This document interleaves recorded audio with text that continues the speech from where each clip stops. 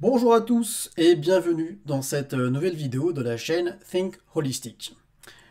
Aujourd'hui, je vous propose qu'on parle un petit peu de ce qu'on appelle les sens psychiques.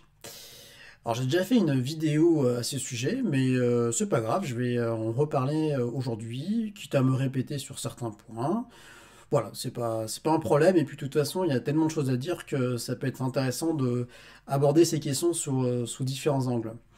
Alors ça va faire un petit peu en lien avec la vidéo précédente, dans le sens où justement on part un petit peu de la dimension énergétique pour aborder cette question de ce qu'on appelle les sens subtils, et on va aller un peu plus loin. Ça permettra aussi de faire du lien sur la vidéo que je ferai, je pense, à la suite de celle-ci, qui concernera plus spécifiquement le couple, donc sixième circuit, deuxième circuit, et on va parler notamment des émotions, de la notion de pouvoir, ou en tout cas de recherche de pouvoir, et qu'est-ce qu'on entend par pouvoir. Et bon, c'est pas pouvoir magique, quoique dans un certain sens, ça pourrait s'en rapprocher quelque part. Voilà, je parlerai de la pensée magique, la superstition, etc., etc. Donc on est en plein, toujours dans le domaine de la psyché, de la psychologie, voilà, ou psychologos, parce que bon, c'est pas la psychologie, on va dire, totalement officielle, en tout cas, je prétends pas faire ça. Moi, je suis vraiment dans une démarche, une approche, comme je vous l'ai déjà expliqué, assez libre, voilà, non conventionnelle, entre guillemets, mais bah, qui se veut aussi quand même un petit peu rigoureuse et qui se base sur l'expérience personnelle, donc très empirique. Et à ce sujet d'ailleurs, j'en profite pour rappeler à quel point pour moi il est important de ne pas croire simplement quelqu'un parce qu'il dit quelque chose, entre guillemets, mais de le valider par votre propre expérience et notamment aussi par, on va dire, le biais de vos propres ressentis sensibles. Et c'est justement ce dont on va parler aujourd'hui. Alors les sens psychiques, très généralement, on va parler de sixième sens, d'intuition ou de ressenti, voilà, différents termes à ce sujet. Je me base, enfin je me base pas uniquement, mais en tout cas j'ai une certaine approche que j'ai découverte à travers un livre qui s'appelle donc You Are Psychic, donc ça c'est l'ancienne édition, hein. Je crois qu'aujourd'hui, je sais pas si on la retrouve encore d'ailleurs. Malheureusement c'est un livre qui existe qu'en anglais. Je verrai peut-être avec l'auteur pour un jour proposer une version française que je traduirai. Bon, avec un peu d'aide quand même, mais voilà, j'essaierai déjà avec mes petits moyens. Et donc l'auteur Pete A. Sanders, c'est un Américain. C'est vraiment intéressant ce livre parce que c'est comme un espèce de manuel, entre guillemets, où il fait un tour d'horizon de ces différents sens bon, psychiques ou extrasensoriels ou subtils. Et il va vraiment les catégoriser et surtout donner une espèce d'approche presque méthodologique pour pouvoir essayer un petit peu de les réactiver et de les expérimenter chez nous, en fait. Voilà. Donc, ce qui est intéressant aussi, notamment, c'est que il a constaté que en fait, ces sens-là étaient liés à des zones en fait de notre, ben, on va dire, de notre corps énergétique. Et là, on peut facilement faire un rapprochement en fait avec bah, des choses qu'on connaît, euh, notamment avec bah, toute la partie des centres vitaux, le système des chakras, etc. Comme exemple, par exemple, le, le, le sens de l'intuition, en fait, c'est un espèce de cône de réception qui est situé au-dessus au niveau de la tête. Et si ça ne vous fait pas penser à ce qu'on appelle le chakra coronal, ben, je ne sais pas comment vous le dire autrement. Voilà. Donc en gros, voilà. Et donc il y a ça, il y a cette espèce cette zone d'intuition, de réception d'intuition qui est au-dessus. La partie réception de ce qu'on appelle le feeling ou les sensations qui est sur la zone qui est située en projection pardon, du plexus solaire et qui s'étend après à tout le corps et notamment au niveau des mains, hein. Donc c'est comme ça qu'avec les mains, en fait, on est capable de ressentir des choses, même, parfois même de consulter, on va dire, des informations sensibles sur des objets. Et la partie clairaudience, donc c'est, on va dire, comme si on avait deux paraboles, voilà, deux paraboles de chaque côté de la tête. Et enfin, bien entendu, la partie clairvoyance. Donc là, c'est comme si on avait un espèce d'écran, entre guillemets, qui est situé à peu près ici. Voilà. En gros, ce qu'il explique Pete A. Sanders, c'est qu'il ne faut pas forcer en fait le développement de ses sens. Il base son approche beaucoup sur la relaxation, la détente. Donc là, ça vous fait aussi un écho par rapport à ce que je vous ai expliqué hier. Vous voyez ce que je veux dire? C'est apprendre à se détendre, c'est fondamental dans plein de domaines, hein, vraiment. Hein.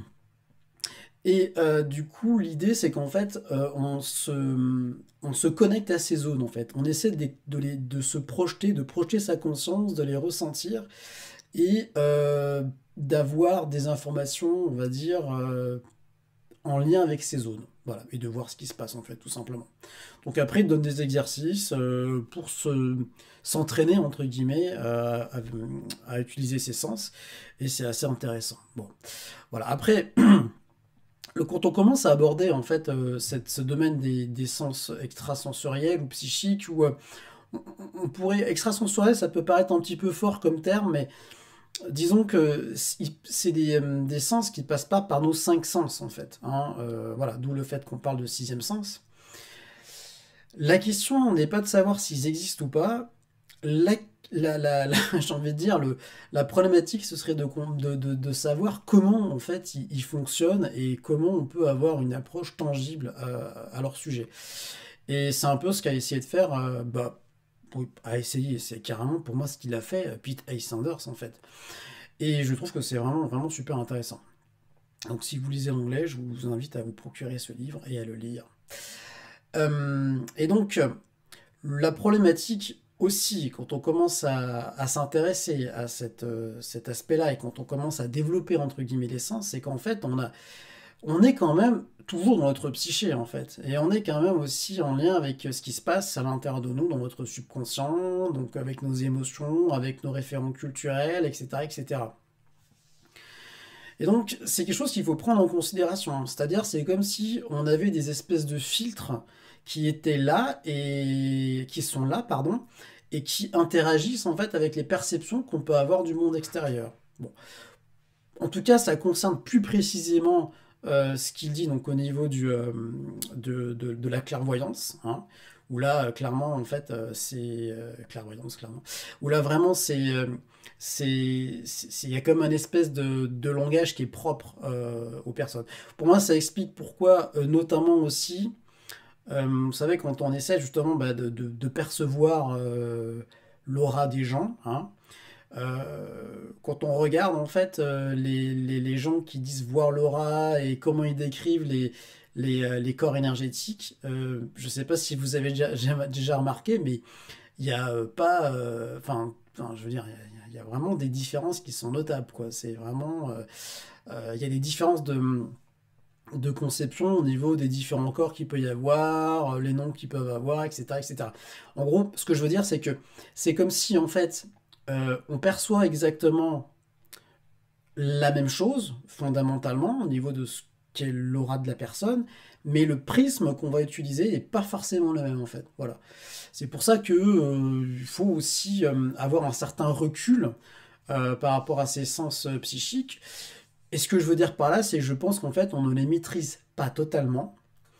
On peut les développer, mais encore une fois, je pense que ce développement se fait un peu de façon naturelle, enfin de façon presque subconsciente en fait. Vous voyez, c'est pas avec notre volonté uniquement qu'on arrive à les... je pense qu'on arrive à les développer. Voilà. En fait, c'est comme si, pour résumer, nous avions justement, c'est ce qu'il dit Peter Sanders, quoi, en fait, hein, c'est comme si nous avions des antennes, et ces antennes-là, elles captent en fait des signaux, quoi.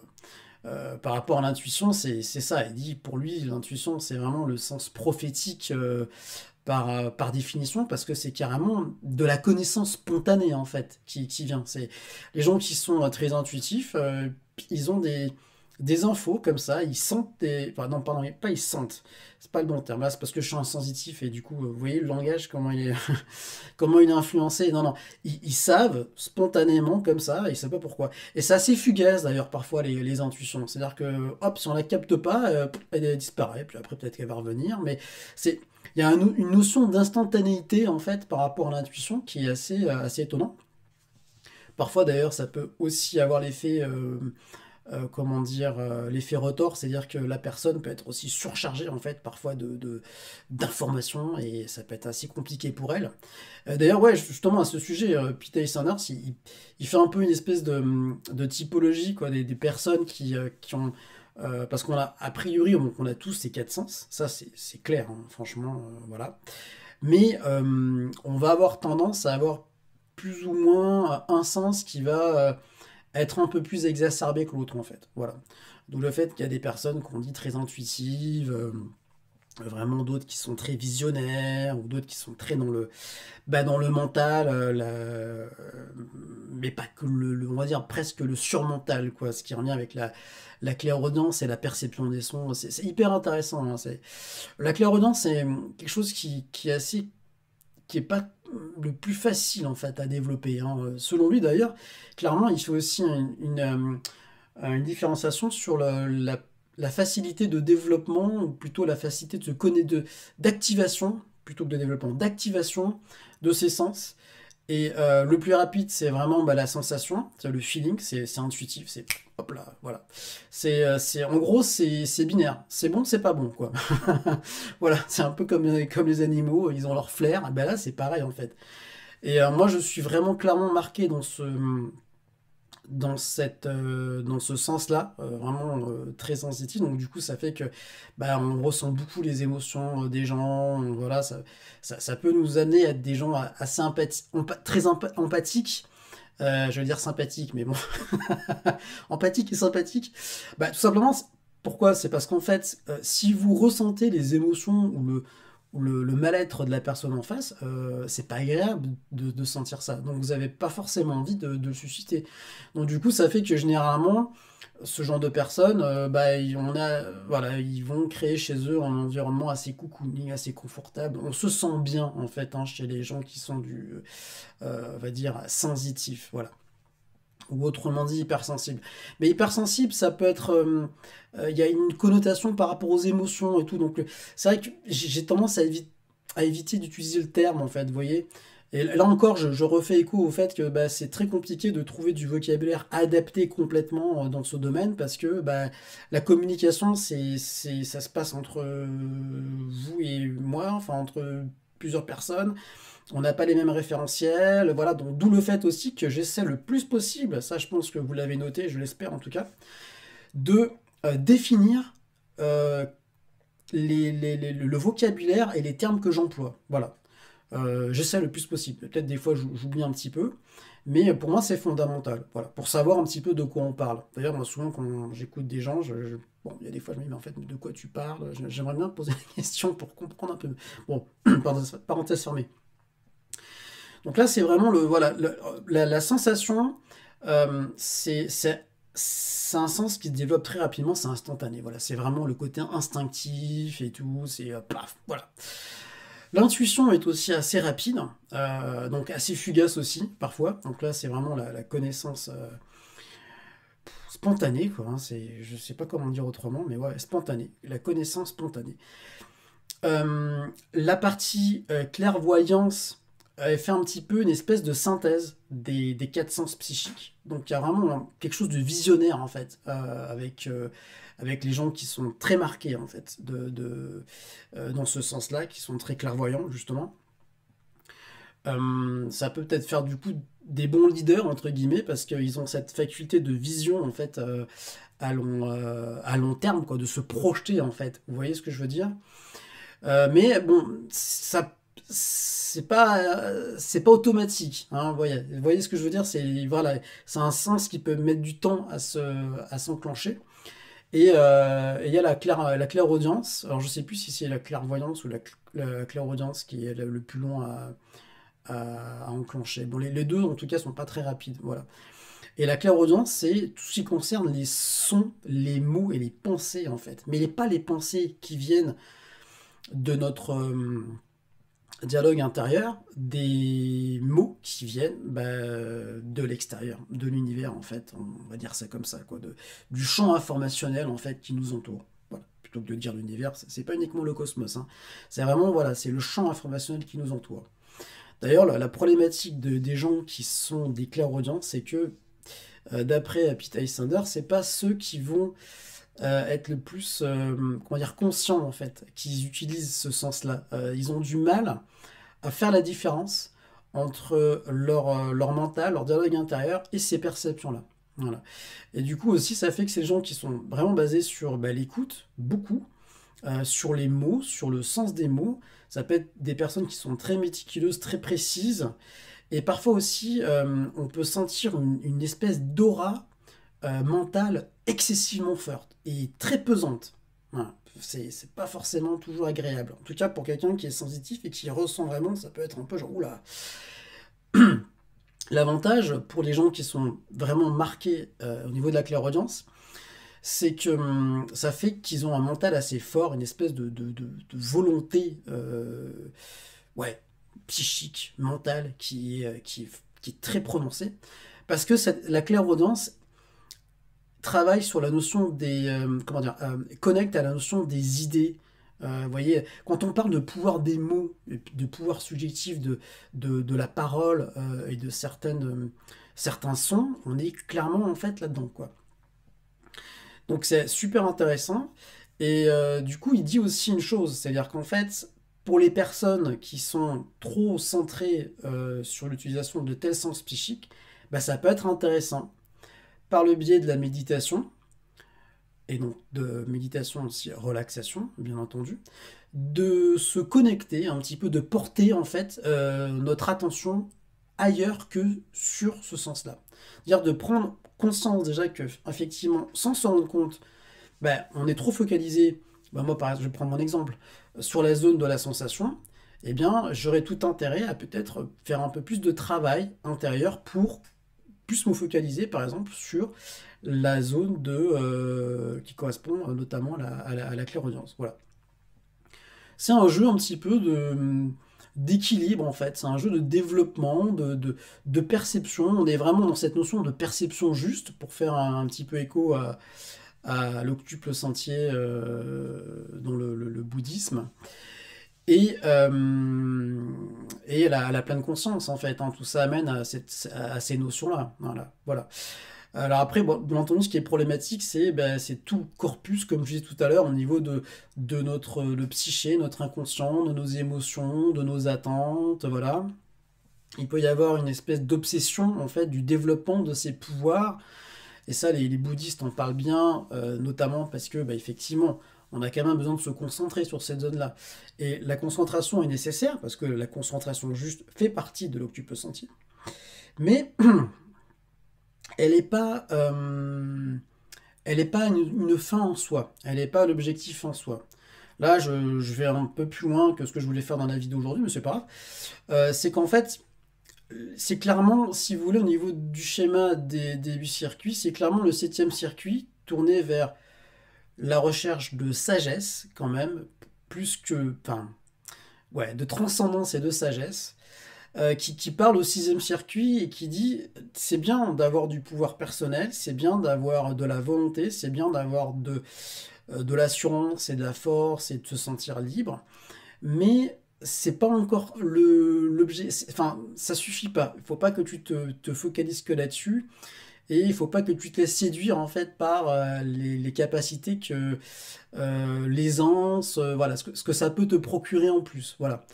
Donc néanmoins, on a besoin de réactiver ça. C'est-à-dire, encore une fois, l'idée de ce travail holistique, c'est pas de dire ça c'est bon, ça c'est pas bon, voilà. Non, non, non, on a besoin de réactiver tout ça et de garder en fait un petit peu un espèce de schéma d'ensemble, le schéma global.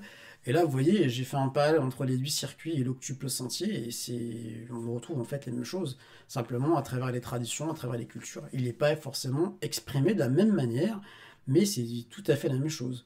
D'ailleurs, je ferai peut-être une vidéo, tiens, là-dessus, sur le parallèle entre l'octupus sentier et les 8 circuits de conscience. Parce qu'il y a, alors je sais plus par cœur, là, comme ça, les 8, mais il y a notamment aussi la pensée juste, hein, dans l'octupus sentier. Donc la pensée juste, là, on serait vraiment clairement dans, dans le troisième circuit, hein, l'utilisation de notre raisonnement, de notre esprit critique, mais de façon, comment dire, bah, juste appropriée, voilà, pas non plus trop excessive.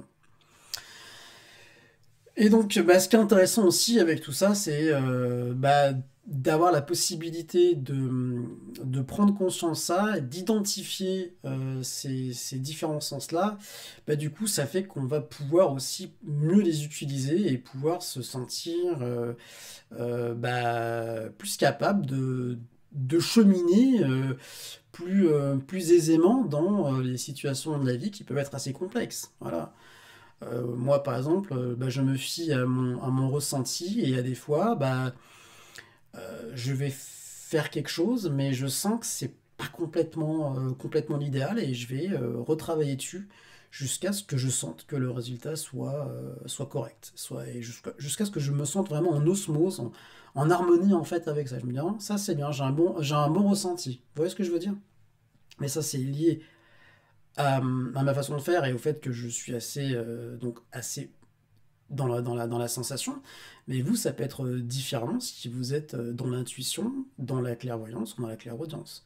Si c'est dans la clairvoyance, ça va être vraiment peut-être le besoin de se faire un tableau d'ensemble, quelque chose de visuel peut-être. Ça peut passer par du dessin, ça peut passer par des caractéristiques, enfin quelque chose qui soit visuel et qui, vous voyez, qui fasse des liens, quoi. Ça peut peut-être vous parler. Si c'est par la clairaudience, ça va plutôt être par des mots, la parole, enfin, quelque chose qui va... Même la recherche de mantra, en fait, il en parle à un moment, Peter Sanders, en fait, on peut vraiment utiliser la clairaudience pour avoir une espèce de mantra, même quotidien. C'est assez intéressant, ce sujet. Et enfin, pour l'intuition, bah, c'est le flot des idées, en fait, hein. L'intuitif, c'est quelqu'un qui, par essence, entre guillemets, est en avance un petit peu sur tout le monde. Et comme il dit Pete Sanders, parfois c'est la personne qui se trouve toujours au bon endroit au bon moment, quoi. Bon, c'est un peu caricatural, mais ça peut être quelqu'un qui est toujours au courant de toutes les tendances, je sais pas, dans la mode, ou dans certains domaines et tout, des choses que, bon, bah, il y a des fois on dit, mais d'où est-ce que tu vas chercher ça? Ben, en fait, parfois, la personne ne sait pas, quoi. Vous voyez, c'est l'intuition, c'est ça, c'est incroyable.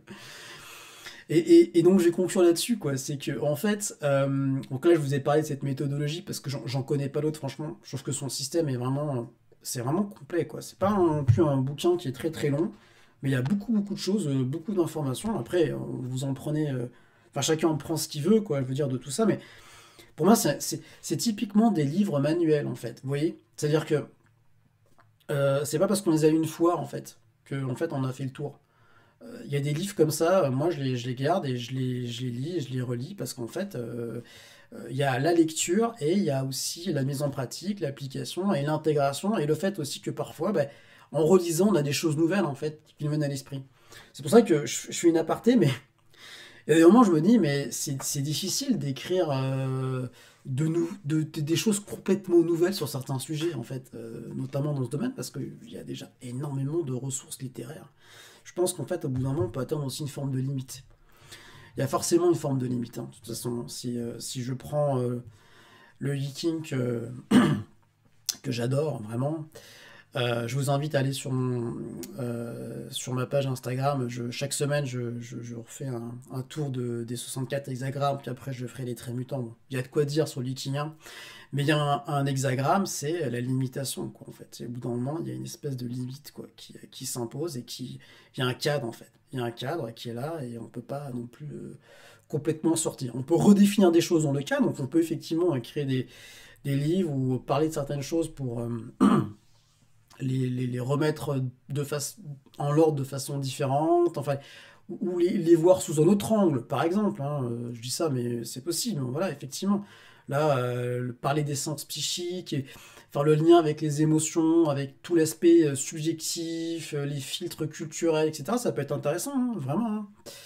Mais Mais c'est vrai qu'on peut parfois avoir une certaine limitation. C'est comme ça, quoi. Voilà, ça fait partie de l'état des choses.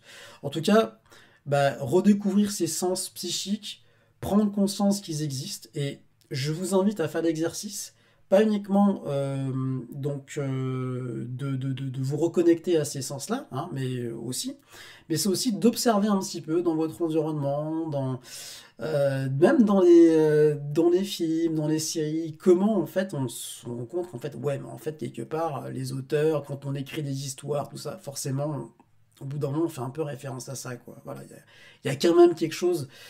Et ces informations-là, si on reste dans le point de vue strictement matérialiste, on a envie de dire, alors, écoutez, expliquez-moi comment c'est uniquement le cerveau, en fait, qui fait ça, quoi. Je veux dire, je veux bien, hein, mais expliquez-moi comment le cerveau fait ça. Hein, l'intuition, tout ça. Déjà, les émotions, je ne sais pas comment on peut les expliquer.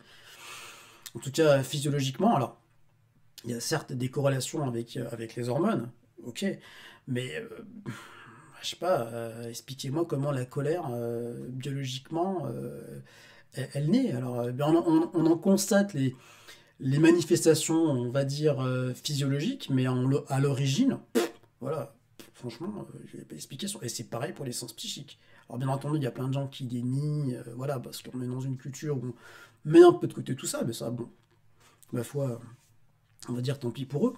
Mais en tout cas, faites l'exercice et essayez un petit peu de voir effectivement dans les œuvres, dans votre vie courte, et vous verrez qu'en fait, quelque part, ben oui, c'est là, quoi. Voilà. Même en entretien d'embauche, en fait, par exemple. En entretien d'embauche, les recruteurs, bien sûr, ils vont regarder le CV, mais qu'est-ce qu'ils vont regarder aussi? C'est ce que dégage la personne. Et qu'est-ce que ça veut dire? Regardez ce que dégage la personne, c'est quoi? C'est juste analyser en fait son apparence, ou c'est plutôt suivre le ressenti global? Bon, ben, ressenti global, en fait, on est clairement dans la notion de feeling. Vous voyez ce que je veux dire? C'est aussi simple que ça, quoi. Voilà, je trouve que parfois, on se complique un peu les choses, on veut pas... Vous voyez, c'est comme si, en fait, je pense que dans l'éducation de notre société, on a ces sens-là qui se sont ouverts quand on est jeune enfant, et en fait, en grandissant, à cause de certains facteurs extérieurs, ben, on les écoute plus, en fait. Vous voyez ce que je veux dire? On les écoute plus du tout, et même on oublie leur existence. Alors qu'en fait, ils sont là, tout simplement. Et moi, c'est le message principal que j'ai envie de faire passer, c'est qu'ils sont là, et il faut les écouter et se remettre comment dire, en connexion avec ces antennes que nous avons, quoi. Et en faisant ça, franchement, vous verrez que la vie est vraiment excitante, quoi. C'est vraiment sympa, tout ça. En tout cas, c'est une belle découverte, voilà. Eh bien écoutez, sur ce, bonne découverte des sens psychiques. Si vous avez des questions en commentaire, n'hésitez pas. Merci également de liker la vidéo si elle vous a plu. N'hésitez pas à vous abonner à ma chaîne Think Holistic. Je vous donne rendez-vous à très vite pour une prochaine vidéo. Bonne soirée, au revoir.